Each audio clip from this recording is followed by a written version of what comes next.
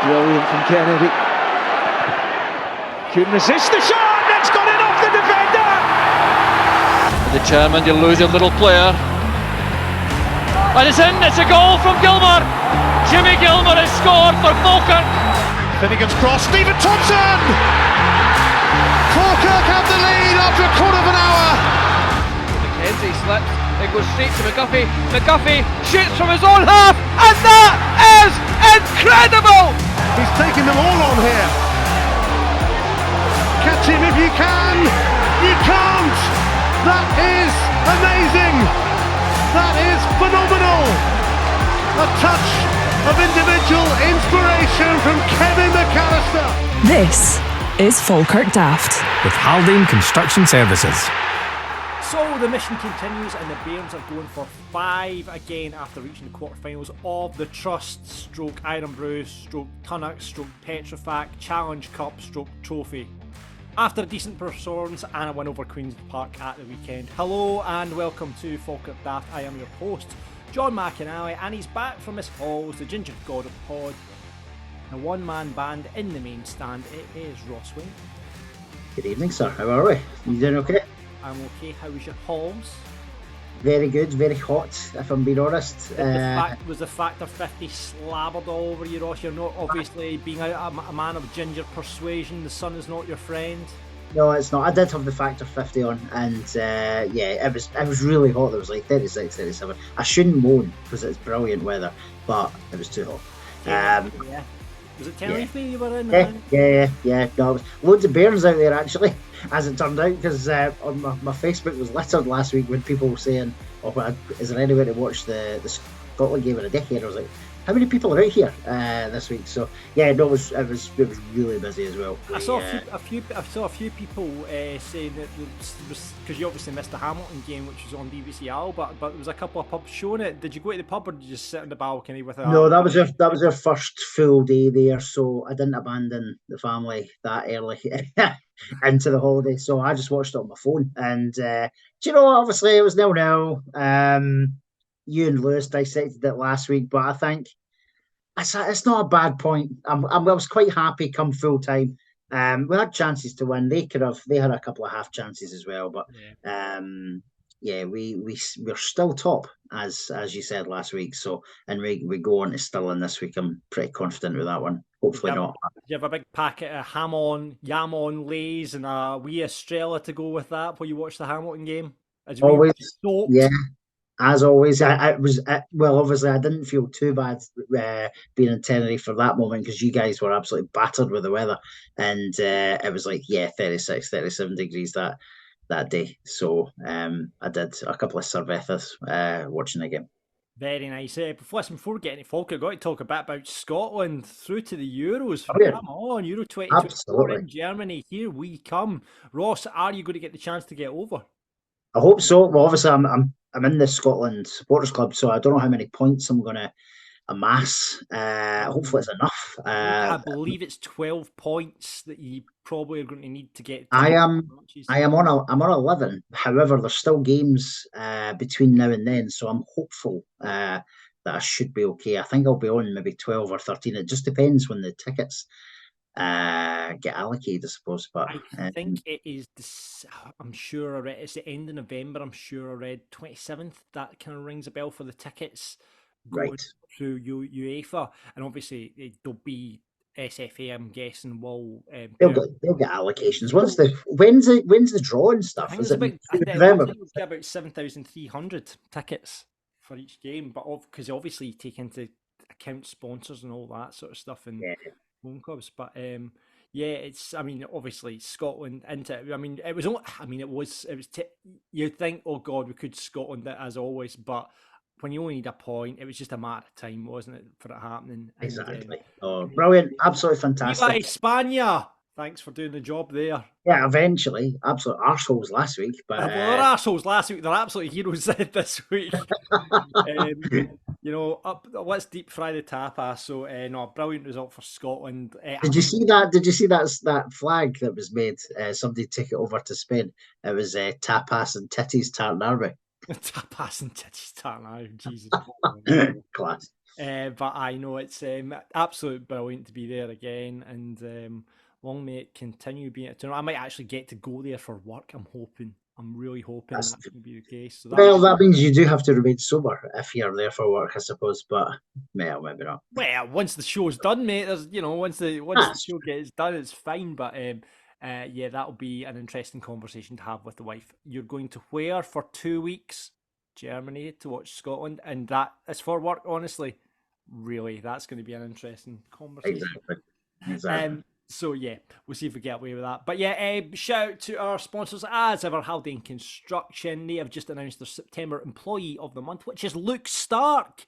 He's a second year joining apprentice, and apparently his attitude and commitment have developed massively, and he's got his September Employee of the Month. And apparently on the quote on their Facebook, it says he's adding more tools to his collection. Now, I don't know if that's literal tools or metaphorical tools in terms of his development. Good punnage either way. Yeah. Absolutely. Yeah. Absolutely, and they also want to say to check out. Peter's reached out to me and said check out the new blog, which this week's focusing on Haldane's commitment to environment and sustainable practices. So not only you get your they've been working Central Belt for decades now, delivering construction and building projects, extensions, new builds, the full shebang. They will also tell you how they are committing to the environment and sustainable practices. Check out that blog on their socials right now. And like I say, if you're looking for, an extension or anything like that done to your house, speak to Peter and the team over at Haldane Construction. They will sort you out. They've been recognised with awards galore. Like you say, you've got great apprentices like Luke as well working for the team there. So get them onto your project. Quality and loyalty is at the heart of the business. Hit them up, haldaneconstruction.co.uk. Get them on the gram, Twitter, LinkedIn and Facebook, or you can email Peter and the team, info@haldaneconstruction.co.uk. So yes, thanks to Peter. You were in hospitality again at the weekend. You're never out of that place now, Ross. Listen, it was the hospitality. It was the club. I've been getting this reputation for being a corporate whore, but it wasn't full blown. Well founded.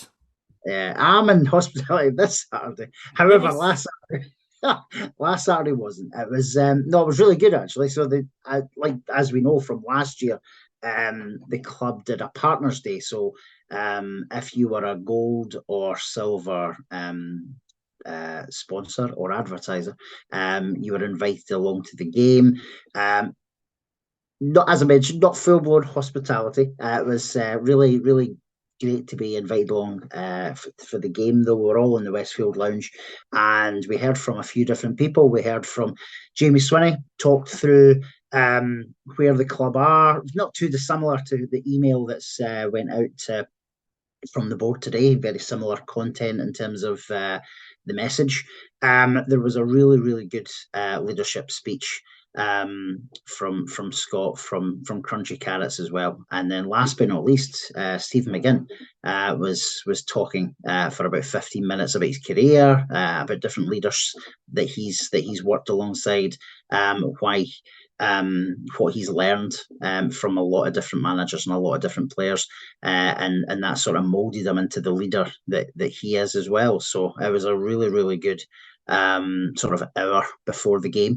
And it topped off a win thereafter. So all good, all good. Good. Talking about that email from the club, you've probably got this in your inbox today.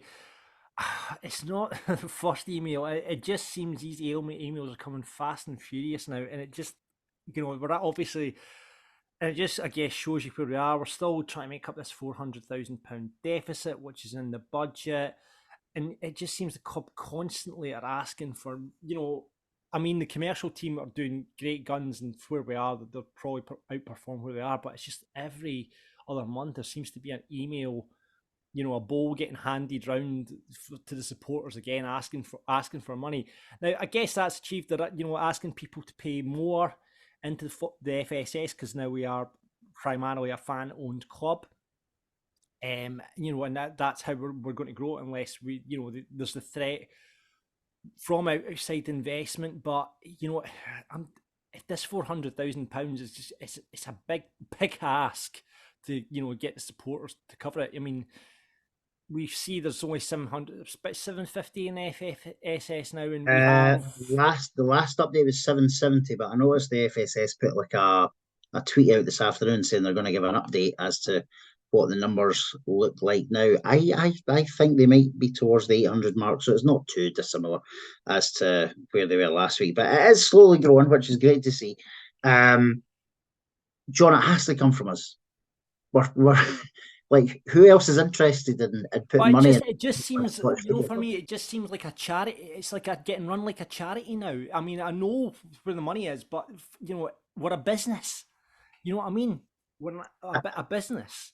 How does it feel like it's a charity? Just constantly, we're getting asked constantly. The supporters are constantly. I mean, we've had a good few emails like this now. It's almost like a begging letter. Coming to us constantly. Now, I understand that, and that's the only way we're going to grow it. But it's like, the people that are in the FSS, you feel like this pressure. It's like someone turning up at your door. You get these people that turn up at the door and say, well, you give to cancer research and whatever, and you just feel you're being forced to do it, which, I mean, it's fine, because if this is where the only money's this is only where the money's coming from, that's fine, but it just feels constant. John, I don't think anyone's been forced into giving money, though, are they? They're not being forced. But it's the way it's worded, Ross, and the way it's constantly worded, it's putting pressure back on the support constantly. It's like a constant pressurization of the support, right? But that is where the money has to come from, though. Like, who else is going to pony up? And to be devil's advocate, who's going to pony up the dough? There's no one interested in putting money into Falkirk Football Club other than the 4,500 fans that go.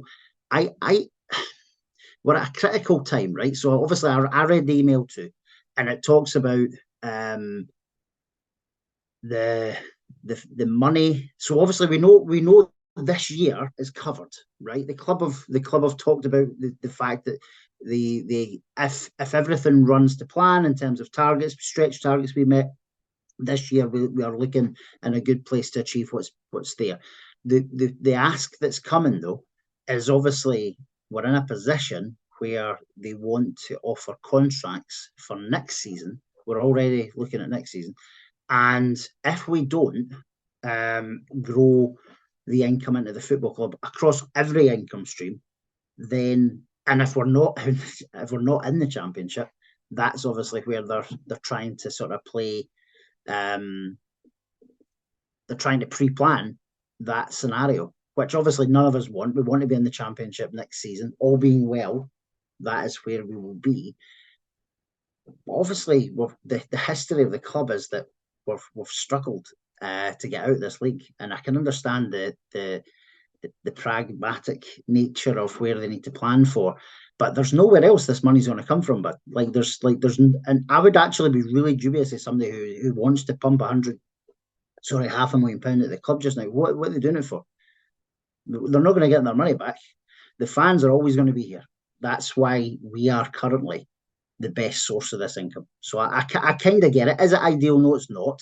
But we've signed up to be in a fan-owned club, and there's no one else going to pony up the dough.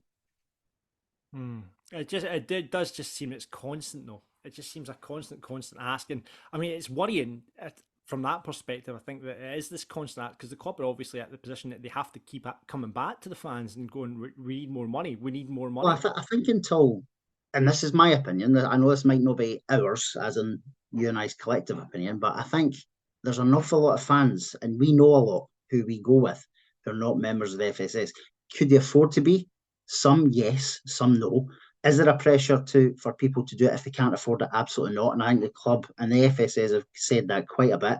But there are a large number of fans who may be able to afford that a little bit more in the month or join. And I've seen some of the numbers as well. I don't think 2,500, 3,000 people joining the FSS personally is achievable. Could you get another 400 or 500 people doing it, though? Absolutely. I think that to me is where the club are looking at, but they're also, as are the FSS, looking for existing members, if they can afford to do so, is to pump up. Could they go to £15 a month? Could they go to £20 a month? It's worth asking the question, because if we don't ask the question, you'll never know the answer. Yeah, but I mean, I think the numbers. I mean, you're not going to get. There's a reason though that, and I don't know what the reason is, that obviously fans aren't. There's a lot of fans. I mean, I've said to you many times, Ross, fan ownership, I'm not 100% bought into. I mean, I've always said I want a big sugar daddy who loves Falkirk to come in, a Euro Millions winner to come in and take control of the club, because Would we want somebody like that to take control of the club though? I don't know if I would. I would. But their money, look, their money could run out, or they lose interest. Will you ever lose interest? Will I ever lose interest? It would take a lot. So why? I personally wouldn't. I think that would be a horrific scenario. See if you've got somebody with a club at heart, like the previous guys that have put a lot of money in. So your Sandys, your Martins, the patrons group who've put money in as well. Unless you've got a fan who's exceptionally invested in the club personally, I don't know if I'd want someone not invested in the club personally to get involved. I would worry me. Like, why are they doing it?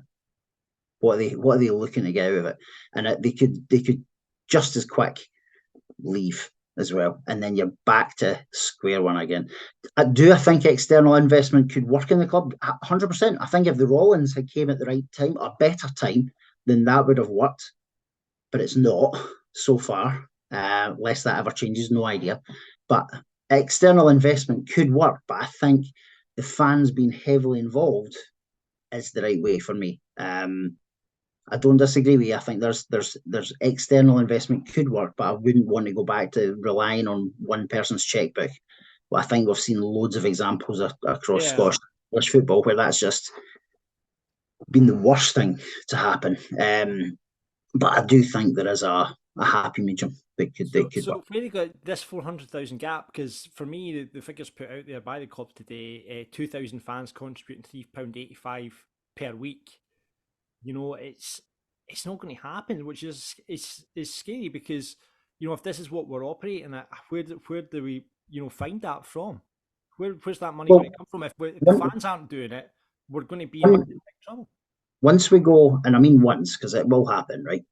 Once we get up to the championship journey, your sponsorship money goes through a lot higher. Your gate income goes a lot higher as well. So bear in mind what the club are talking about. Being £400,000 to in this division is to keep us full time, right? But once you get up, the £400,000 they're talking about is to be competitive. Now, I'm sure the club, once they get into the championship, they could break even quite comfortably, but will not be finishing anywhere near the top 4 or 5. We'd be sitting 8th, 9th, or 10th. Mm-hmm. That's the reality where we are now. So I want to see a competitive Falkirk Football Club. I do. So I don't want to just be one of these teams that yo-yo between Championship and League One or otherwise. I want us to kind of be where we've been for most of my life, which is in the Premier League or fighting to be in there. So it's a big ask, John. I completely get it, because obviously the fans are paying a lot out just now, whether it's hospitality, whether it's retail, whether it's just rocking up at the stadium every second Saturday. They are paying their way, but there's a lot of fans who are out there who may not be, and may be able. So the communication for the club and the FSS, I can understand why it's continuous, because if they don't ask, they'll never get. And if the communication in the last 10 days has got an extra 100 people already joined the FSS, fantastic. I just, you just wonder why people aren't, if they haven't bought into the FSS by now, why are they not buying into it? That's a good question to ask. And actually, let's throw that out there. If you aren't a member of the FSS, I'd love to hear why you aren't a member of the FSS and your reasoning behind that.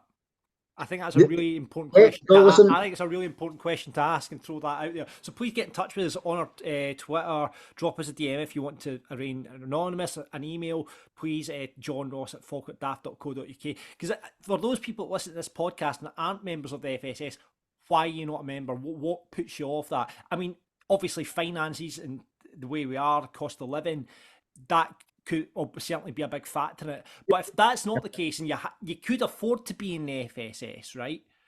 Why are you not? Because I'm really interested to find out the reasoning behind that, Ross, because Yeah, no, it's a good shout, there's John. something there that's not connected. If we're drawing 4,000 supporters every week and we've only got 750, which is less than a quarter of that support, why are the other 3/4 of the support not getting? I think of paying for me, John. It's probably a less number in it because you've got paying in terms of people who can pay, right? Kids. So You've got a lot of kids. you've got kids or well, I don't want to pigeonhole. OAPs are minted, mate. What are you talking about? Some will be, John, some will be, but a lot might not be, right? So and they've obviously not got a regular income coming in. But going back to your point, I think it's a good shout. It's a good question to ask. Mm-hmm. The other thing we need to, and let's use our platform to do it, is if people aren't invested in FSS and they don't already support the club in some other ways, there are other things that they can do if they do not wish to join the FSS. There's the 1876 club that the club run. There's buying something for the shop. There's buying a scarf. There's buying hospitality. There's going to the Fortress Brockville. I mean, whatever. Speak to Graham and the team and get anything sponsored, whatever you fancy. So I think it's really important that whilst people may not want to join the FSS, which is absolutely fine, there's loads of other stuff that they can do if they're not already doing it. Loads will already be doing it, though. Yeah, no, absolutely. I mean, like you say, we're a fan-owned club now, and like you say, that's probably where the money goes. The reason I just find it's a constant ask, and we are, at the end of the day, Falkirk's a business, it's not a charity. That, you know what I mean? So that's why. But anyway, listen, we'll talk about this more at the weekend, Ross, over a couple of pints. But listen, let's crack on with the show. We've got to talk a couple of roundup things. Community Golf Day was happening on Monday. Looked like a cracking day. So a couple of pictures from that. Was it Big Pirlo, Hogarth, and I think it was somebody else who coordinated. Ross McKeever, I think I saw. Ross McKeever, yeah. They went and called. Yeah, no, it was great to see. Do you know what? It not only brings in some money into the football club, but the fan engagement side of things, like the fans who were in the teams with the players and the staff, I'm sure they had a great day. And it's things like that helps build the bonds, doesn't it?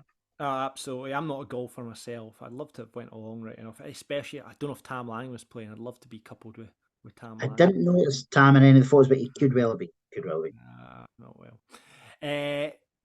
Onwards and upwards. Under 18s. Sorry, before we move on to that, John McGuinn and Callum Morrison, League One Player of the Month and Manager of the Month. That's always well deserved, but it's always taints it, doesn't it, for the next league game? Yes, well, got the Player of the Month and Manager of the Month. Well, it's not done us any harm so far because obviously we just beat Queen's Park. But I know what you mean. But historically, it's been the kiss of death. But this is a different team. It's a different club now. It's a different Falkirk Football Club, and I am very optimistic with the season ahead. Yeah, club appointments. They're looking for a new physio as well. Rachel, who is our current physio, Rachel Gillen, she I think has left, and the club are now looking for a new physio. If you're a Falkirk supporter and or a physio, get involved, man. That'd be cracking, wouldn't it? You don't want to apply just so you can touch Tam Lang. I did read the application for it. It did say you need some sort of physiotherapy experience, so I don't think me turning up and going, yeah, like a massage. Groin strain, Tam? No, I'm fine. No. It's a groin strain. So they're looking for a new physio at the club. I don't know what Rachel's going on to do, but she's been around the club for a good few seasons now. And certainly seems to do it. That's not the right phrase, is it? She's been round the club. No, sorry, that's the totally wrong phrase. Yeah, she's been at the club for a few seasons. For a few seasons. She's done amazing, and do you know what? We've not had too many injuries. Like I've had a couple of long-term ones that are like way outside her. I mean, she was delighted. She must have been delighted when Ryan Williamson moved on at the end of the season. Like. Yeah, it freed up a bed. Exactly, it freed up a bed, didn't it? She was like, she's managed to get free time back in her life. Do you know what I mean? You want to watch a box set, like God, they're over. Though in saying that, if she was getting paid overtime, that's all that money of went to a new Ryan Williamson, no being there. Probably rang the bell when he left. Yeah. So, new physio, we're looking for one of those. Under 18s are doing well. Beat Livingston in the Scottish FA Youth Cup on Friday there. 1-0. The Falkirk women drew with Forfar Farmington, who apparently that's a good result because they were unbeaten. Susan Wyatt, again, she's a goal machine. and she got the goal up there. So the Falkirk women doing well again, and so well that Lauren Shaw, captain, who we had on the show a couple of weeks ago, she's been nominated for the SWF League One Player of the Year. The awards are set to place on the 5th of November, so good luck, Lauren. Captain Dynamo, we had her on the show, she was absolutely fantastic, so brilliant to hear Lauren's up for Player of the Year in League One.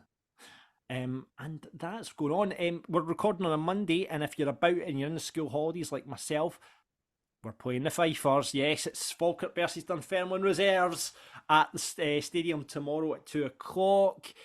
If you're off with the kids, why not get down? It'll be, any chance to try and beat the Fifers is always good, even if it is the reserves.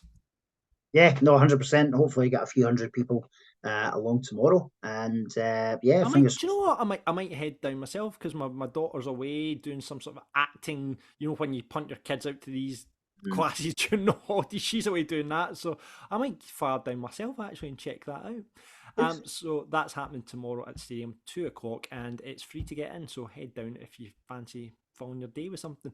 Fortress Brockville, just to mention for that, tickets still available. 17th of November, happening in Inchyra. Me and Ross will be hosting. Special guests on the night: Ken McAllister, Sam McGivern, Tiger McGowan, and Davy Nichols. However, there's a spanner in the works because it's the quarterfinals of the Trust Trophy the next again day. So fingers crossed we don't draw TNS away. I think that's the only fixture that could potentially put a spanner in the date with this event. Yeah, so I'm sure loads of people would love TNS away, but if it means the postponement or the movement of Fortress Brockville, let's avoid them. Or we could get them in the semis. We'll get them in the semis. We'll take anybody in the quarters. But we'll talk about that when we get past the game and into the draw later on. But yeah, it should be a cracking night. 35 quid ahead. All the funds are going into the academy. Like you say, it should be a good laugh. Me and Ross are already picturing it like to be a bit like the Graham Norton show, where we'll have a couch and you will invite people onto the couch, and it'll be a bit like that. Maybe we should have the big red chair. We could get people up from the audience and tell us a funny story. I like that. Yeah, exactly. We'll maybe speak to the club, see if we can get a chair sorted and a wee lever.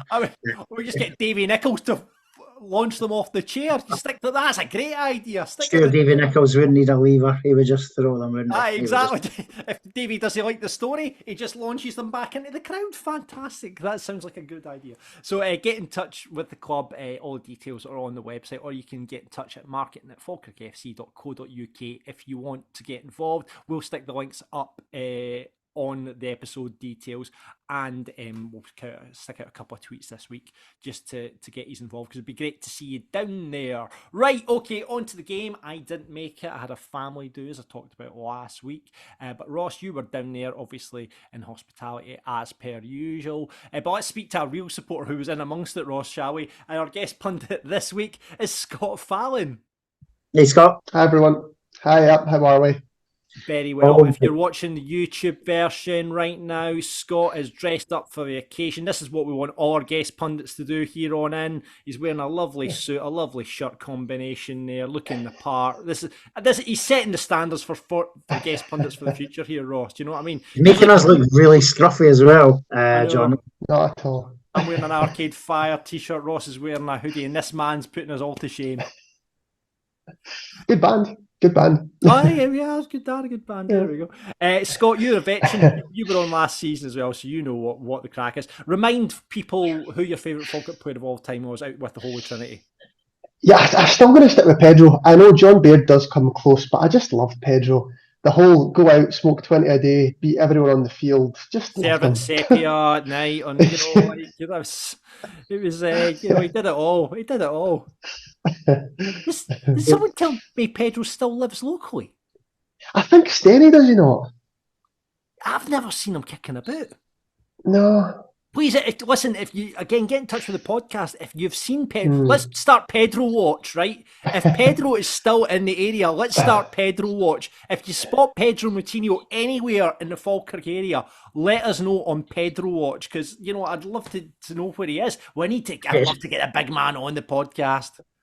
Pedro watch. We're going to get people text in saying, he's at Sanam, John, he's at Sanam, get rid of him.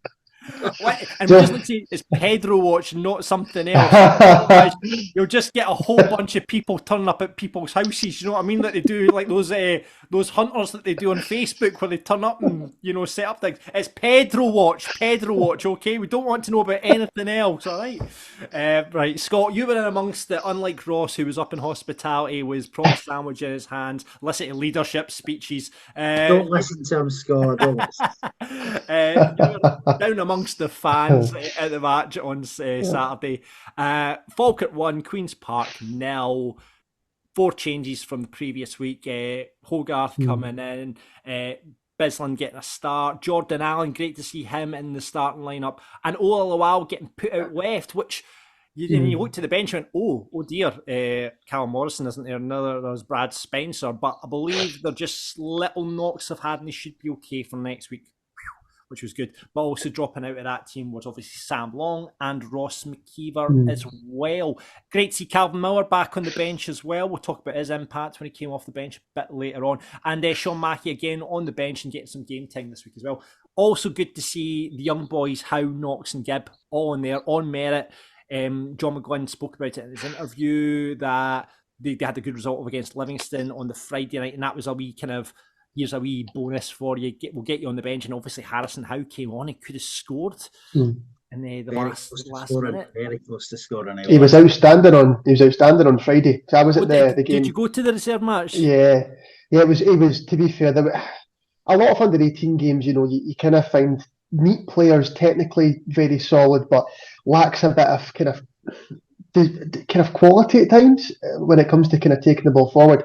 The guy, for someone who's as young as he was by far head and shoulders the best player in the park. I thought, not afraid to pick up the ball, take a man on, creativity wise, he looked sharp, and I thought he was worth his game. And I was almost buzzing for him. I was like, I'm going to see score 2 goals in 2 days. I thought, this is great. How amazing would that have been if he had a score? He was unlucky with his chance. We'll get to his chance in just a minute, but I think overall impressions, just a summation of the overall game, Ross. What did you make of it? Were they winners, if I'm being honest? I thought we were quite comfortable for a lot of the game. Queen's Park are obviously not doing too well in the Championship just now.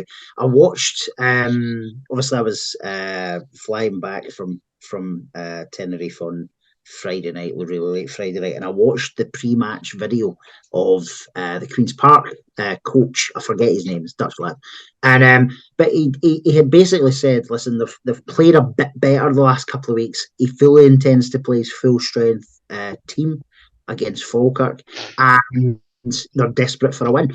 That wasn't what I saw from Queen's Park on Saturday. If that was their full strength team, we've not got too much to worry about if we do end up in the Championship, because they didn't look great. And to go back, I know I'm just meant to summarise this, but see if you think about that's the 4th or 5th Championship team we've played now, and Tom Lang mistake was the only defeat we've had in these games. I think we should be really chuffed with how we're doing against these teams. Really chuffed. Yeah, I mean, certainly looking back at the game against Thistle, the game against Ayr, we did look very comfortable against them. I mean, and that we go back to what we've said all season. The players that we have in this side aren't League One players. Do you know what I mean? They are Championship, lower Premiership players that we've got playing for us, as Hamilton have as well, I would say.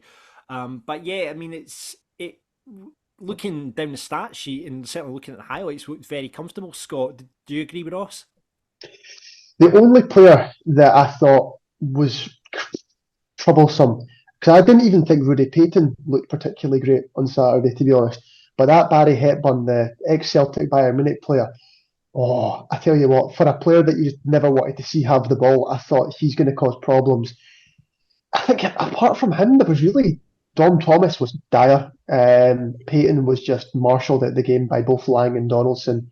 But that Hepburn, my heart was a bit fluttery when he picked up the ball at times. I was like, oh no, someone lamp him. But no, I think we just coped very well. I mean, it's not bad when you've got a player on loan from Bayern Munich writing off, as they have. They're not a bad player to pick up. But yeah. I mean, obviously not at the game. Dom Thomas, you said was off. It's a player I've always rated. Dom Thomas as well. He was off the game though. But it just looked sluggish. I thought, I mean, maybe it's hard to just pick on one player, because I suppose Dom Thomas is probably one of those players a bit like Nesbitt, where if the players around him are playing well, you're going to notice his quality, because he's going to find that killer pass and he's going to create something. But if, like Ross says, if that's their first strength team and they are, gagging on a win, if that's the performance you're playing against a team that, I wouldn't want to compare budgets, but I'm assuming, nowhere near them financially, that was dire, really dire. If it wasn't for Callum Ferry and 3 outstanding saves, that really could have been 4, potentially 5-0. Yeah, totally. I agree, Scott. We had loads of chances, and if a neutral was there, they would have struggled to pick that Queen's Park were the league above. Yeah. We started off the game, obviously, after 5 minutes. We got a penalty. These things are coming around a lot more often now. It's unbelievable this season. I think it was an obvious penalty. Good run from Lowell down that left-hand side. He looked like he played well at the weekend in that position. Was he looked like he was causing nuisance down that, obviously he's right-footed, caused a lot of problems, do you think, guys? Yeah, I think the one thing that I really liked on Saturday was when you had Agyeman on the other side, who was just, he just looks dangerous. And I think part of it's because he's got the strength, the speed, and power to beat players. I think there's also a point where players are quite cautious to mark him, because I don't think I don't think he knows what he's going to do, which makes it incredibly difficult for a defender to know what he's going to do. And Olo Lowell, he maybe kind of fluffed his lines with a few one-on-ones he had, but the ability and skill to get past his man to create those dangerous chances was actually, it was electric to watch. I've not seen wingers who aren't well, Lowell maybe not a starter, but Agyeman is. But the way they played as a team for realistically 4 or 5 changes, like you say, it was cracking to watch, to be fair. Yeah. No, I would agree, Scott. I think I was really chuffed for Lowell on Saturday, because, and I do worry about him sometimes, because he doesn't really track back and stuff, and like, we are quite a hard working team. But on Saturday, I think he worked his absolute socks off, and he looked very dangerous every time he had the ball, and he was really unlucky. He could have scored, as you said, with that. Certainly, I remember one-on-one in the first half, and he had that shot from where he absolutely scalped that shot as well. It just went wide. But yeah, I thought the world might explode when Lowell and Agyeman were put in the same team. I thought, oh my God, 2 absolute mavericks put in the same team. I was just like, I've said all season, please. I don't think I can cope with that, the two. But like I say, from the highlights, Lowell had a cracking game. Got the penalty, obviously, put away very comfortably by Jordan Allen. It was great to see him starting, and obviously that's going to do his confidence no wonders as well, because he's been, I think I've said it before in this podcast, is we probably don't play a system that suits Jordan Allen, and when you look back at we spent money on this player in January, and it's always been a hard one for me. It's like McGlynn doesn't play a system because I don't think Jordan suits that lone striker role, but he looked all right, actually, from the highlights I saw. Ross, how did he look? I thought he worked really hard again on Saturday. He reminded me a bit more of John Baird on Saturday. He was doing a lot of dirty stuff. He was tracking back, getting his tackles in, just a wee hardy, stocky player. He brought others in as well, which Ross McKeever does obviously very, very well. But Jordan did that too. On Saturday, and as you say, he tucked the penalty away very, very nicely. I forgot it would be him, because see, when Lowell got fouled, the first thing I said was, who's going to take the penalty? But then, of course, it was Jordan Allen, and he did. He slotted it away absolutely beautifully. Yeah, another player coming in, and I've seen a lot of people saying good things about it, was Leighton Bisland, who obviously came into the side at right back, which allowed Finn to move into his natural position. Scott, how do you think both of those players played? I was delighted for Bisland. I actually thought he was solid. There wasn't anything that really wowed me. Just it was a very solid defensive and kind of creative play in the team. Finn had a few heady moments. There was a back pass that almost got us caught out. I think we're 1-0 at that point. And thankfully the boy he never took his first touch on it. Went out for a goal kick. Thankfully. But it's difficult, isn't it? Because I think when you've played now, 10 plus games at right back, you've been asked to come into midfield. It's going to take time to get back into the complete change of position. But I'd be more than happy to see Finn staying at right back for the foreseeable, I think. Yeah, that's interesting. I mean, in that first half, Oliver had pulled 2 good saves out of the goalkeeper, Ferry, who was back in. We were speaking to Enzo from the Spider podcast last week, saying he was like goalkeeper of the championship last season, but 2 great saves from him to keep Oliver out. And going into that first half, it looked like them hitting the crossbar again. Your friend Barry Hepburn hitting the crossbar, which is one of those ones that's either got to drop in over the line or kind of come back out. But luckily for us, it came back out. I mean, it could have been 3-4-1 at half time, and the chances we had, Ross. Yeah, and it would have been deserved had we went in with that sort of scoreline. John, and I think you talk about the saves from the goalkeeper. There were 2 fantastic saves. The first one, no, like a worldie, and it was I was in line with it in terms of the shot, and it was destined for the top corner. And yeah, what a save! The second one, I was a wee bit more critical of Oliver. I thought, and it's really easy for me to say, like from my non-professional football background, but I also think, like I said this at the time, he could have gave the keeper the eyes. So like he obviously tried to curl it into the top corner. He could have kind of done that, but then there was a huge gap at the left hand side of the net. He could have just stroked it in, and that's really easy for me to say as just a punter. Almost like the boy Montrose did the other week there when he cut in, and he went down to the bottom left rather than going to the overall. Yeah. So I thought he could have done that with the second one, but the keeper definitely saved Queen's Park from a doing. And the Dutch coach, we were still in the car heading back into Falkirk after the game, and he was interviewed, and he called it out as like a man of the match worldy day that he's had, because he did save them 4 or 5 times at the game. Yeah. Oa should have had another penalty in that second half, I think. Yeah. Looked like it. Yeah. I don't know why if he's given the first one, I don't know why he's not giving that second one. Have you seen the replay as well? Because it looks, sometimes the keeper he'll flap at it and the ball just lands kind of anywhere. You can see in the replay, if you can slow it down and properly zoom in, very nowhere near the ball. So I don't understand how neither the referee or the linesman, who's got the perfect view straight ahead, didn't see that. But I don't know if that's maybe last season Falkirk not getting penalties creeping back into play. I don't know. Yeah. I mean, I don't know why he's not giving. I mean, it was a shame. Like you said as well, had his chance when he went through in that 101 as well, and he probably deserved a goal on the day as well. From his play, from what I saw.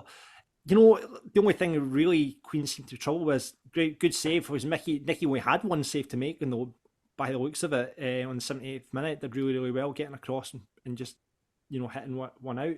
Hairy moment in the 88th minute where there was a bit of a scramble, Dawson managed to scramble it away, but when the fact they're throwing a championship team are throwing their keeper up at the end of the game to try and get an equaliser, you're like, I was like, hold on guys, it's the Trust Challenge Cup trophy thing. What are you doing? But I suppose you could go for it. Yeah, they went for the scissor kick in the dying seconds, didn't they? And then handled it. They handled the ball, didn't they? Forgot where it was. I know. Mental. But I mean, and then we talked to Elon Harrison, how great to see a young boy coming off the bench and almost scoring. It would have been a brilliant, he did everything right, and you thought, just tuck into the bottom corner there, but John, see, just to call that out, he obviously, as we talked about earlier on, it was fantastic that he got on the basis that he'd scored the night before, right? And then I think it was Saturday night or Sunday, Tam McManus, who must know him through the Academy. And you hear his story. That is a tough situation for a 16 or 17. Is it 16, 17? Either way, It's a tough backstory he's got, and I'm absolutely chuffed for him that that's happened. And I think John McGlynn, let's face it, John's not going to throw this lad on the bench every single week, right? But it was a reward for how it went the night before, and what a story. And I just hope it all works out for him. Likewise with the other two lads as well. Yeah, no, absolutely. Great to see young players coming back through, and long may it continue getting young players and getting back to that model which was so successful for us. Sign up to the FSS and we can make it happen. But yeah, all in all, guys, it looked like a relatively comfortable afternoon against championship opposition. We had Enzo on from the Spider Podcast, as I mentioned last week, and he actually went into saying, "I think he's a win," and turned out that way. I listened to a bit of their podcast, John. I don't know if you caught it towards the end of the week as well, but the three guys who were on their podcast all said the same as Enzo, that they anticipated a confident Falkirk giving them a game, and we definitely did. Yeah, well, let's hear what Mr. McGlynn had to say after the match, shall we? Yeah, delighted, absolutely delighted. Yeah, got a good start in the game. Ola getting in the box, getting brought down. Penalty for me, and Jordan Allen's got to step up and strike it. He was striking penalties yesterday. We practiced penalties yesterday, hit it well, just exactly hit that one there. Goalie went the right way, but he's got so much power on it that it's in the back of the net. So delighted with the start, and I thought we had the better chances. They've hit the bar in the first half, but Ola's through 1v1. The goalkeeper had two great saves for Gary Oliver, and I'm sure there's some bits and pieces there. So I think at half time, if it had been 3-1, 4-1, I don't think anyone could have complained. I think we were on chances. I thought we were ahead, Queens are a good side, they're a good passing team, they're a good possession-based team, they're well coached, and we expected them to have the ball and for us to be at times not having the ball, so we had to defend well. As a team, the whole team, everyone, not just the defenders, the midfield players, and the strikers, the attacking guys, and I thought that's what we did. When it came towards the last 10-15 minutes and Queens are throwing bodies forward, it was a big sort of test of character for our defence, and I thought they stood for them. I thought, again, Tom and Cole were immense, Leon was good. We put Yatesy back there the last sort of 10 minutes or so, and even the midfield players, Liam Henderson there, the work rate he put in. It was nice to get Sean Mackey into the game, it was nice to get Calvin into the game. So good news in getting these couple of boys back. Calvin getting on the pitch for about 20 odd minutes, Sean just about the same, and then Ola's, he's managed to get the penalty there. There's maybe another penalty in the second half that, maybe it was the goalie. I thought the goalie brought him down. So again, he's played his part. Alfie was a threat, and Jordan Allen, he's worked his socks off. He's unfortunately he doesn't score in the second half. He's hit a great strike, and it's always managed to hit off of Calvin Miller's face and go out, unfortunately, so I thought Jordan probably deserved to score a couple of goals on his performance. So the guys that have come in have done themselves well. A number of players missing today, half a team at least missing. Brad was injured towards the end of the week. He got injured in his groin and his thigh, Callum Morrison's groin, that's what kept him out. So we changed the goalkeeper, similar to down at Ayr in the cup, the same cup. We put Nicky in. Nicky did really well. It was a great save 10 minutes ago or so. For Dom Thomas. Dom hit really well with his left foot going across, and Nicky's got down and made a great save. He didn't have an awful lot to do, but what he did very well.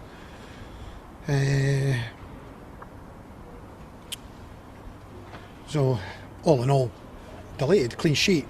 Very gritty in the end. Very gritty. The defenders having to put everything, their head on it, clear balls, where the danger of just getting the ball in the box and having to clear it, and blocks and putting their body in the line. So delighted. Clean sheets, really good. Another clean sheet, which is excellent. Thanks for everyone who came along here today. Another, big support. It's a Kenny Cup that's not attended very well in most grounds. I probably find that today might be one of the biggest crowds. I don't know what it was officially, I don't know what it was, but I know there was nothing here to suggest that it might have been the biggest crowd of the day in Scotland. So thanks very much. A great crowd last week as well. Forgot to mention it last week. Thanks for everyone who came along. Absolutely every single one of you are putting your hand in your pockets, coming along and supporting the club, supporting the team, supporting the players. Can't thank you enough for that. So all in all, we're delighted to be in the next round of the Cup. I feel sorry for Leon McCann and Leighton Bisland because they didn't even get a mention. Everybody else got a mention. Every other player got a mention apart from those two boys. The poor lads. What have they done wrong? Do you know, John, that was the first time I didn't see that after the game. I'm not sure why I didn't watch actually, but so that was the first time listening to it. He's made a few good points here as well that we've not talked about so far. So obviously getting Calvin Miller back into the squad's brilliant because he looked very, very lively. He didn't look like he was returning from. Oh, that little ball that he fed outside to the left hand side for Owa to run on, and then the overlap from Leon was delightful. It was beautiful. He mentioned Sean Mackey there. Sean Mackey being a defensive midfielder was not something I expected to see on Saturday. It was weird looking because he's and I'm in no position to critique. He's put a little bit of timber on while he's been off, and I think that's why he's been put in defensive midfielder, not like in at left back, because I don't think currently he doesn't look fit enough to be getting up and down that wing. Yeah, Sean. So you try to say that Sean Mackey's been put into midfield because he's a bit fat, Ross? Are you fat shaming Sean Mackey? Is that I'm not saying he's fat. Doing, Ross. No place to say that. Right? However, I think he's obviously at his stage of return where he's maybe not quite as optimum fitness. That's all I'm going to say. I think, John. John, I think you've got your Falkirk Daft headline for YouTube. Ross Wayne fat shame Sean Mackey.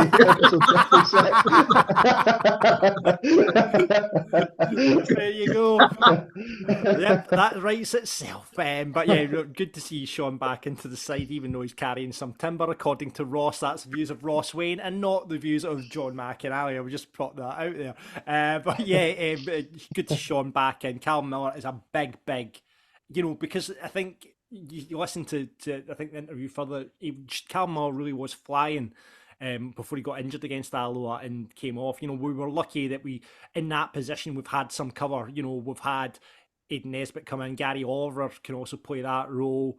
But Cal Miller, out of those three players, that's the player that you want to have in your side. The way he started the season, and certainly he was coming into a game. So hopefully just pick us up from where he left off. Because he adds a bit of dynamism. Actually, I'm guessing Ethan Ross wasn't in there because he was cup tied. That's probably why. That was what I was thinking when I saw the team sheet. Because there's another player that can play that position. So we've got a few in that position, but certainly out of who I've seen play that role this season, Calvin Miller's the one, isn't he? Yeah. I don't know if did you pick up on as well as John McGlynn said it was a great test of character, which honestly, this season has just been outstanding for me in terms of enjoyment. It's been, about 5 or 6 years of going home on a Saturday feeling scunnered with what you've watched and just being inconsolable and just leave Scott to his own. He'll sit in the living room and pout for the next couple of hours. And it's been such an amazing season where, you're coming home, even against the draws at Cove, you're kind of going, you know what, I don't begrudge that per se. No. And it's nice where you now see a manager say something like, great character, we worked our socks off, and you can actually sit there and go, yeah, I actually believe we did, because when Paul Hartley saying it, you thought, shut up. No, we didn't, shut up. No, you're absolutely bang on. Like, how often did we hear Hartley, Paul Sheeran, Ray McKinnon? Actually, I've just given myself like a nightmare scenario talking to these guys. But they would constantly say, "Oh, I'm proud of my guys. They worked really hard." No, they didn't, mate. They were ranked bottom. But you do feel it and see it now. And he's right. Like, see that game 2-3 seasons ago, maybe not 3 seasons ago because it was COVID, but every other season, right? There's 1,200-1,300 at that game, because Falkirk fans were not interested in going along and watching us in that tournament. There was 2,600 there, I think, on Saturday. Yeah, and John was right. It was the biggest attended game in Scotland at the weekend. Aye, and that is testament to how well we're playing. Yeah, you're absolutely right. It is, and we've said about this side. It has been the character. It has been the mentality to fight to the end. Brad Spencer's goal. The goal against Montrose from Callum Morrison, it's fighting to that end, and the character, the personality side. That's 12 games unbeaten now. You know, it's a long way. You have to go back to find Falkirk getting beaten. The last loss we had was against Dundee United in this cup, in the League Cup, and you know it's we're flying at the moment. Right, okay, let's get the view from the supporters. He kicks us off saying Tom Lang, man of the match for me. He does a player we haven't mentioned. John obviously mentioned him, but player Leon McCann or Leighton Bisland didn't get a mention, but I won't hold that against him. Tom Lang, man of the match for me, with some big tackles being made. Not sure any of the regular starters have anything to worry about from today's team, however. Oh, that's an interesting take for good to you, because I don't know if I agree with that. I think there was a couple, like Bisland didn't do anything wrong at right back, and if for whatever reason Finn wasn't fit, like he'd be pushing him there, and Jordan's came in and scored. So no, I don't know if I agree that they're safe. But anyway, Ian says got some real momentum now, going well in the league. Challenge Cup is there for the winning. Strong squad and bodies to come back. It's all looking promising. Ross says, I didn't feel it was easy, but we were definitely the better side, which is a good sign going forward. Their keeper made several good saves. They had maybe 2 or 3 decent chances. Bisland looked pretty good at right back. Big Hendel was great in the middle. He was indeed, yeah. And shout out to we know he listens, but Willie, Liam's dad, I bumped into him on Saturday, and he was giving us another shout out for he enjoys the podcast. I think Liam must be listening to it as well, so we'll continue to call Liam Pirlo. Pirlo, the dad of Pirlo, you know, that's Willie. John said, thought we played well. Didn't realise they had Louis Longridge playing right back, and Ola played him well. Can really see the difference Lang has made to the defence. Rudy Payton never got a sniff. Queens try and play everything out from the back, and we were spot on with our tactics. We've got that press going on, which kind of nullifies that. Louis Longridge, I always thought was a really good player for Falkirk. You know, a player that when he left, you thought, oh, I'd like to have kept him, but he's playing right back for Queen's Park now, which is mental. The kind of player Louis was as well as, he was scored loads of goals for us as well. It's getting to score loads, but in a team, he was a kind of shining light in a poor team. But good to see him back at the stadium. Colin picks up with really enjoyed the game. Bisland, Yates, Lawal all done well. Yates in midfield is a must for me. Alan works his socks off. Glad French players got minutes. Joe Hind, our pal, pretty scrappy and didn't feel comfortable until the full-time whistle. Hogarth, definitely man of the match for me. I didn't have a lot to do, to be honest. Yeah, I mean, from the highlights, he only had one save to make, and it didn't feel comfortable. It goes against, I'm not Joe batter me, but it doesn't. Looking at the highlights, they look pretty comfortable. Maybe it's just the way they've been cut, but it looked pretty comfortable to me. That was what I was doing, because obviously I did the full-time update on the Twitter thing, and I was looking for one of these GIFs that did. Remember the easy thing like that? I couldn't find one, really. And I thought it was quite comfortable, to be honest. Yeah. Cal says, if that's championship standard, then imagine if we went full strength today. Oa or Bisland man of the match for me. We'll take TNS away if they beat East Fife. And did Mackie, well, this must have been written before the full-time result, and did Mackie play midfield when he came on? Question mark. I believe he did, because he was fat. If so, perfect game to try something new. Listen, I'll reiterate, because he is a big guy and he probably better me. Sean Mackey is not a fat lad, right? I am just saying he's obviously not at his 100%. You were telling me before we came on he ate all the pies and was looking for the sausage rolls. No, listen, that was us on Saturday. We ate all. That was prawn sandwiches you were eating, mate. Martin says, as comfortable an afternoon as you'd hope against championship opponents. Tom Lang could have modelled slippers today. He is a model, so that it could be. He just maybe wear his slippers. Yeah. Ola looked like he's kicked on. He stood up to and gave out a few challenges and deserved a goal of his own. Looked like it. Bairns for 82 rounds is up. Enough chances to win 2 or 3 games. Thought the keeper was probably man of the match. There you go. And I went for Hogarth and made a few their keeper, and made a few cracking saves. Considering we rested so many players, I thought we were pretty comfortable. There we go. So not even a mixed bag, apart from Joe, who thought we looked through. Everybody was kind of saying we're looking comfortable, looked all right. So that leads us on to our Falkirk Daft Rated. Who is it going to be this week, Ross Wayne? You to pick from, but I'm really chuffed for him. I'm going to go all the while. I thought he did fantastic on Saturday. And what about you, Scott? It's a tough one. I do agree with Ross. All the while, definitely up there. Possibly Jordan Allen, maybe just pips it for me. I think after not playing a lot recently, to come back and get his goal and have the involvement, I think Jordan Allen just. I'll get the cast and vote, even though I wasn't. And you know what? I'm going to give it to Jordan Allen because we sponsor his goals. So yeah, we do. Falkirk Daft Rated is going to Mr. Allen. Long may the goal run continue, so we can start getting the flashes up there, Jordan. Keep it going, son.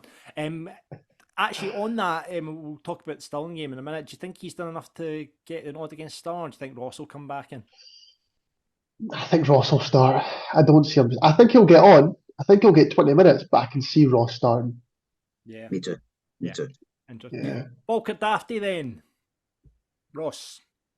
We've not really talked about him much today, and there's a reason. And it pains me because I do love the guy, but I'm going to go Alfie. I thought he was a little bit wasteful on Saturday, and I don't know if it's just because I had Jack in my ear on Saturday saying how he hates him. Right, it doesn't hate him, sorry, but he's frustrated. He frustrates him.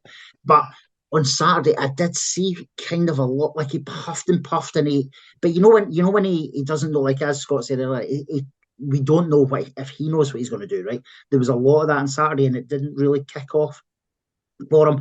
And there was a lot of wayward crosses, and he lost the ball maybe 6-7 times in the first half alone.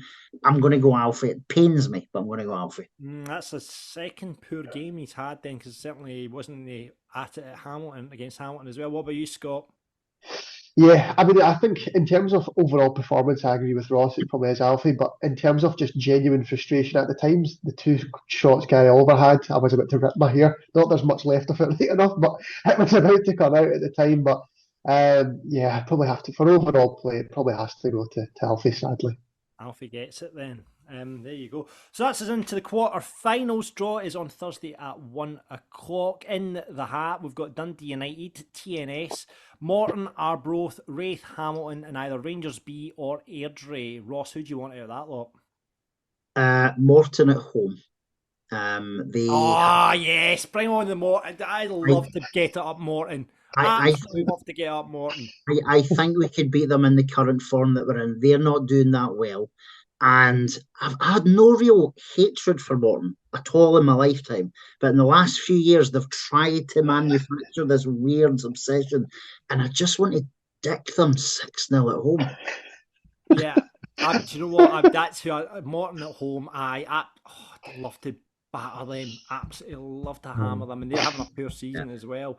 I mean, it's all. I mean, when you look down, I mean, it's only it's us and Hamilton in the only League One sides left in it, and then we've got obviously TNS from Wales as well. TNS at home would be all right. Nah. I can see loads of people wanting TNS away, but as we talked about, Scott, you weren't on when we were talking about this. If we got TNS away, the Fortress Brockville night that we are doing with the club, it would need to get moved.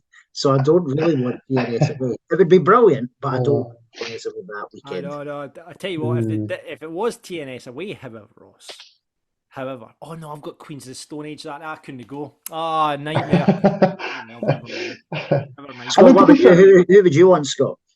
I mean, in terms of, I have to admit, I'll put my hand up. I don't know enough about Rangers B to actually tell you if they're good or not. Whenever you see a B team, though, you always do think, oh, that could be interesting. But I don't know what even the rules are for first-team players dropping down. But Scotland national team do something, and it's an amazing thing where it's like when they travel, they all put together funds for a local charity, and they support, a local cause. Like in Kazakhstan, they give it to a children's home. So I think if, the wonderful people of Falkirk are doing an away day, Morton away could be a really good place to help some of the locals, because it's a terrifying place. Maybe we could give back. We could give back to the locals of Morton. So I wouldn't mind Morton. I mean, at least if they come to Falkirk, they get a bit of civilization. So Morton at home, Morton away, either or. Yeah, absolutely. Well, we'll see what happens there. Draws on Thursday at 1 o'clock, as I say. I think like you say, the quarterfinals will be played on November the 18th. Is that interfere with our league fixtures, doesn't it? That means the Montrose game is going to be moved. Montrose away. Montrose away will now be midweek sometime. Yeah. I will never get up to Montrose in that hospitality with my mate at any point, which has been meant to happen for because I think it was moved last season as well because of the Scottish Cup, and I never got away for it as well. So I'll never happen. It'll never happen. But that's probably for the better because he's been on. Mark, who was on this podcast a few weeks ago, has been winding me up after that statement released by the board today, and it's just been annoying me.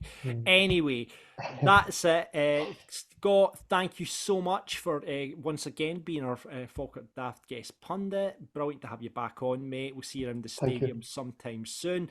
And just a reminder, if you want to be a pundit just like Scott was tonight, you can do that. Please drop us a DM on Twitter or Facebook, or email us pundit@falkirkdaft.co.uk.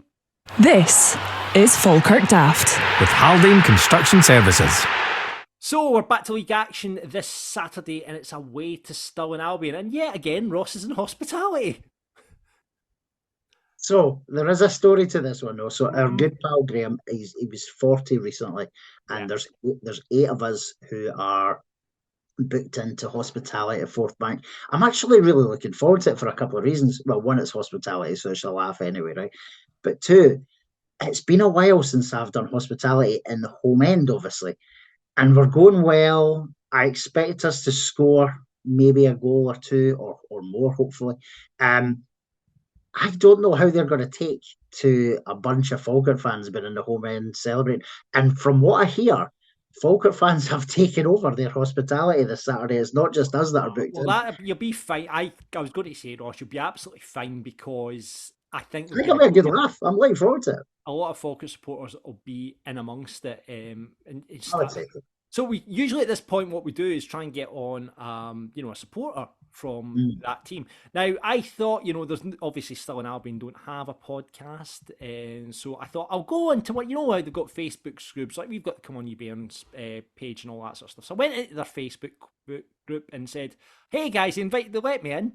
That was just nice of them. I said, "Hey guys, I want to come on Falkirk Daft podcast, chat about the game at the weekend. It'd be great to have you on to get the Stirling view." So, a few people replied, and then I thought I had a guy lined up, and then he says, "We'll let Stavies take this one. I want nothing to do with Falkirk Football Club and its Orc fans. Thanks very much." Logan Martin Malloy. And then somebody else said, "I'll do it. I can, if you want to run down a couple of discussion points." And I said, "Oh, drop me your email. I'll pop a link over. Just general discussion points, style of play, hopes for the season, blah, blah, blah." And then he just messaged back saying falkirksuckass@yahoo.com. And that got 4 laughs. So that's the kind of banter that we're playing this bunch of Tories, from Stirling. That's the kind of banter to expect from their home fans. Wow. And then it doesn't shock. Was that? Doesn't shock me because they're a bunch of arseholes, aren't they? They've got, I don't know why, they've got a real, that's one of these other teams, like we talked about Morton, that really hate Falkirk. I mean, I get it. It's a kind of local rivalry, Stirling Falkirk. And there's been decent games over the years between us, but they've got they brought, in fairness to them, they brought an okay support when they came to the stadium that Friday night game where we hammered them. But so that's the kind of banter that we're dealing with on the Stirling side. So I think you're all right on Saturday, Ross, when you're heading into the Stirling end. You'll be fine. Exactly. Listen, I know 1 or 2 Stirling Albion fans who are absolute. Yeah, I used to work with a Stirling Albion fan, absolute genuine guy, really good football fan, and his chat was good as well. However, I have already seen since the last game, in fact, since pre-season when they got promoted, they've got quite a number of annoying fannies on their Twitter page, and or that follow the Stirling Twitter, and they're forever on Falkirk as ones as well. So listen, we will go through there in big numbers on Saturday, and I personally believe we will absolutely spank them. I think there will be 5 Falkirk goals hitting the back of the Stirling. Wow. That's a bold statement. I mean, Stirling obviously started the season pretty well. They were up pushing into the playoff places. They've kind of had a wee bit of drop in form since then. Lost 2 and won 1 in their last 5. But we've got to bear in mind is that Hamilton went there at the start of the season and dropped points. And that's the only points that Hamilton have dropped so far. They've got Edinburgh at home on Saturday, so that's a shoe-in for them, you would think. You would expect that's a Hamilton win, so we do need to go to Fourth Bank and 3 points, however we can get it. But like we saw at the game back in August, they weren't up to much. And I know post-match they were blaming, they were tired from the Aberdeen game. There was a big crowd at Fourth Bank. Well, do you know what? There's going to be a big crowd this Saturday. See how you deal with it. Yeah, I think what you say will take a really good crowd. I'm going to be in the terracing, the North Terracing for that. It should be, I'm hoping it's decent weather because I bought the tickets. I'm going, my day out, I think it's going to start at the station in Larba, a couple of pints in there, through to Stirling, Brewdog obviously, Ross. But we got a message actually from supporters saying that the cricket ground behind the stand, they'll be serving beer and stuff in there, and Falkirk supporters are welcome in there. I think it was a Falkirk supporter actually who's a member of the cricket club says the bar's open there, so that could be a good bevy place. Or there's obviously really good pubs in Stirling as well. Obviously, yeah, some good pubs in Stirling. Obviously, not Brewdog, but there's some really good pubs in Stirling. But that's a great shout for beside the stadium because the Brewers Fair type place that's also at the stadiums, it's okay, but it's not the best. So the cricket club, other than the fact that it has host cricket, it sounds like an absolute. It's an ideal away fixture, isn't it? I mean, for me, it's only 7 minutes in the train from Larbar. You're off. I mean, it's a fair wee walk for the ground from the train station to the ground, right enough. Yeah. We're to be at the stadium, Fourth Bank, for about 12:30, 1:45. So we'll be there quite sharp with what we'll go about. But as I say, it sounds like there's a fair chunk of Falkirk fans that are going to be in the home end as well through the hospitality. Yeah, I mean, Darren Young has done really well with Stirling. Let's not, he brought them up. They had that great, we kind of result against Aberdeen. They did well. Who was it they beat? They beat St Johnstone, obviously. They were flying at the start of that. It's in the League Cup. Yeah. They beat them 3-4-0 or something, didn't they? Yeah, I mean, they've got some good players. There's no real ex-Falkirk connection in the Stirling side, but we know Dale Carrick will get goals for them. He's talking about Sean Mackey carrying timber. Dale Carrick's definitely carrying a bit of timber these days, but he's played at a level. Greg Spence likewise as well. And, they've got goals for Stirling, Greg Spence, Dale Carrick, both on 3 goals each. Paul McLean's on 3 goals as well. They do carry a bit of threat, but it's just I think we're just going to be too much for them again. We are going to be too much. I don't want to sound overconfident because that's when failure arises. But just the way we're going and the way we're playing, I'm just quite confident going into it. I'm not 5-goal confident like you, Ross, but I'm I think we're a different beast, John. I know I've said that a few times in the last few weeks, but I think we're a different animal this season, both on and off the pitch. And I think we showed Stirling came to the stadium with an awful lot of confidence in August, and we kind of showed them who we are, and we just need to go through there on Saturday and remind them again. Yep, let's hope so. My fascinating fact about Stirling is that I was one of the first people to kick the ball on Fourth Bank. There you go. What was the story there? Were you playing? No. I was like my dad was involved in construction and building the stadium. And we went there one night, and the pitch had just been laid, so me and my brother broke out of football and played on the pitch. There you go. And the other fascinating Stirling fact is that J. Rodriguez of Burnley fame was on loan there once. There you go. Never knew that. So, there's my 2 fascinating Stirling Albion facts. So I'll be in the station, few pints there, then on to Brewdog, obviously, Ross, for a couple of fine ales. Maybe we Dead Pony Club or something like that. Be quite nice. Wee Elvis juice or something. And then down to the ground as well. So looking forward to in the terracing. I like a good terracing. I will not be involved with the ultras this time because I don't think I'll be drunk enough. But we'll see you there, and fingers crossed for a Bairns win. Predictions? 5-0, Falkirk. I'll go for a nice I'll go 2-0. I'll go 2-0 and we'll see how it goes. Fingers crossed, and we'll see you at the Forth Bank on Saturday. This is Falkirk Daft with Haldane Construction Services. And that is it for this week's Falkirk Daft. Thanks once again to Haldane Construction, our sponsors. Check them out. Get all the links on the bio or hit them up, haldaneconstruction.co.uk. They are all over it in the central region. Any build you want, they'll sort you out. Tell Peter that we sent you along. Quality and loyalty is at the heart of the business. Check out Haldane Construction. There you go. Thank you very much for listening to Falkirk Daft. We'll find out this week, obviously, what our draw is going to be in the next round of the Trust Trophy. Anything else coming up at the moment at the club? I can't think. I don't think there is. I might pop down to the reserve game against Dunfermline tomorrow because I'm off. Yeah, keep me posted. I'm back to work tomorrow after my holiday, so it's not something I'll be able to get along to, but fingers crossed you do get along. And as you said earlier, always nice to get a win and some goals over that lot.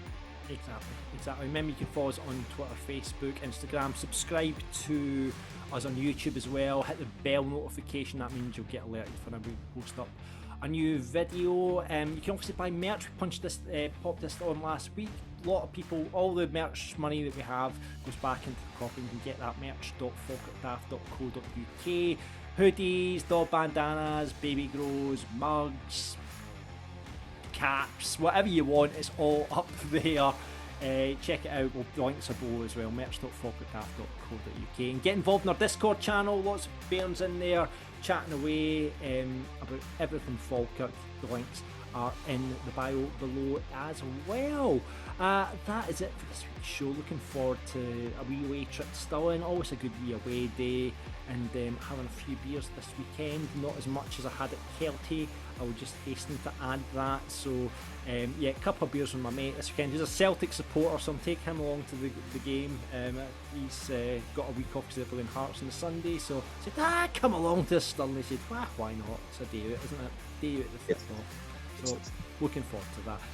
And that is it for Falkirk Daft. And until next time, expect unexpected, buddy.